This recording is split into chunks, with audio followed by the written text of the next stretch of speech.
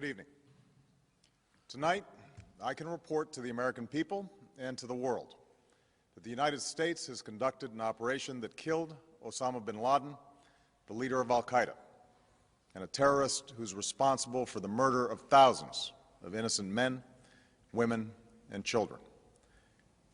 It was nearly 10 years ago that a bright September day was darkened by the worst attack on the American people in our history. The images of 9/11 are seared into our national memory. Hijacked planes cutting through a cloudless September sky, the Twin Towers collapsing to the ground, black smoke billowing up from the Pentagon, the wreckage of Flight 93 in Shanksville, Pennsylvania, where the actions of heroic citizens saved even more heartbreak and destruction. And yet we know that the worst images are those that were unseen to the world. The empty seat at the dinner table, children who were forced to grow up without their mother or their father, parents who would never know the feeling of their child's embrace, nearly 3,000 citizens taken from us, leaving a gaping hole in our hearts. On September 11th, 2001, in our time of grief, the American people came together. We offered our neighbors a hand, and we offered the wounded our blood. We reaffirmed our ties to each other and our love of community and country. On that day, no matter where we came from, what God we prayed to, or what race or ethnicity we were united as one American family. We were also united in our resolve to protect our nation and to bring those who committed this vicious attack to justice. We quickly learned that the 9/11 attacks were carried out by al-Qaeda, an organization headed by Osama Bin Laden, which had openly declared war on the United States and was committed to killing innocents in our country and around the globe. And so we went to war against al-Qaeda to protect our citizens, our friends, and our allies. Over the last 10 years, thanks to the tireless and heroic work of our military and our counterterrorism professionals, we've made great strides in that effort. We've disrupted terrorist attacks and strengthened our homeland defense. In Afghanistan, we removed the Taliban government, which had given bin Laden and al-Qaeda safe haven and support. And around the globe, we worked with our friends and allies to capture or kill scores of al-Qaeda terrorists, including several who were a part of the 9/11 plot.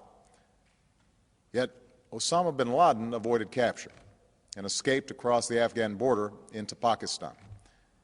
Meanwhile, al-Qaeda continued to operate from along that border and operate through its affiliates across the world. And so shortly after taking office, I directed Leon Panetta, the director of the CIA, to make the killing or capture of bin Laden the top priority of our war against al-Qaeda, even as we continued our broader efforts to disrupt, dismantle, and defeat his network. Then, last August, after years of painstaking work by our intelligence community, I was briefed on a possible lead to bin Laden. It was far from certain, and it took many months to run this thread to ground.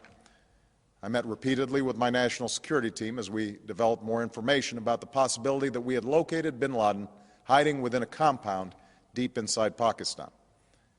And finally, last week, I determined that we had enough intelligence to take action and authorized an operation to get Osama bin Laden and bring him to justice. Today, at my direction, the United States launched a targeted operation against that compound in Abbottabad, Pakistan. A small team of Americans carried out the operation with extraordinary courage and capability. No Americans were harmed. They took care to avoid civilian casualties. After a firefight, they killed Osama bin Laden and took custody of his body.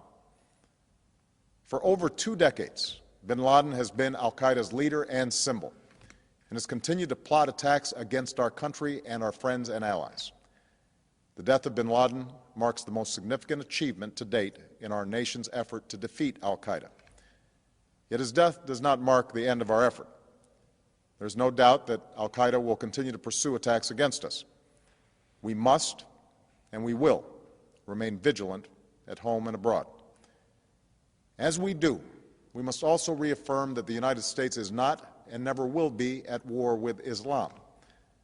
I've made clear, just as President Bush did shortly after 9/11, that our war is not against Islam. Bin Laden was not a Muslim leader. He was a mass murderer of Muslims. Indeed, al-Qaeda has slaughtered scores of Muslims in many countries, including our own.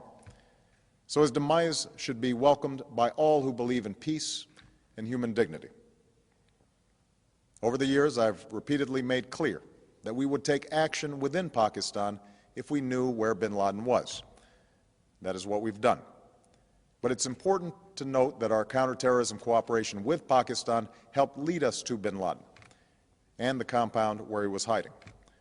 Indeed, bin Laden had declared war against Pakistan as well and ordered attacks against the Pakistani people. Tonight, I called President Zardari, and my team has also spoken with their Pakistani counterparts.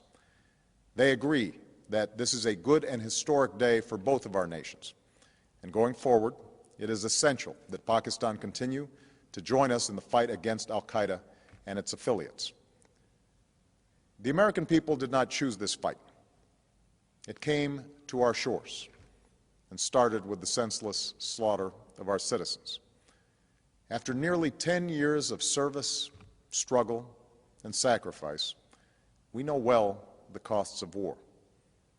These efforts weigh on me every time I, as Commander-in-Chief, have to sign a letter to a family that has lost a loved one, or look into the eyes of a service member who's been gravely wounded. So Americans understand the costs of war. Yet, as a country, we will never tolerate our security being threatened, nor stand idly by when our people have been killed. We will be relentless in defense of our citizens and our friends and allies. We will be true to the values that make us who we are. And on nights like this one, we can say to those families who have lost loved ones to al-Qaeda's terror, justice has been done. Tonight, we give thanks to the countless intelligence and counterterrorism professionals who've worked tirelessly to achieve this outcome. The American people do not see their work nor know their names, but tonight they feel the satisfaction of their work and the result of their pursuit of justice. We give thanks for the men who carried out this operation, for they exemplify the professionalism, patriotism, and unparalleled courage of those who serve our country. And they are part of a generation that has borne the heaviest share of the burden since that September day. Finally, let me say to the families who lost loved ones on 9/11 that we have never forgotten your loss, nor wavered in our commitment to see that we do whatever it takes to prevent another attack on our shores. And tonight, let us think back to the sense of unity that prevailed on 9/11. I know that it has at times frayed, yet today's achievement is a testament to the greatness of our country and the determination of the American people.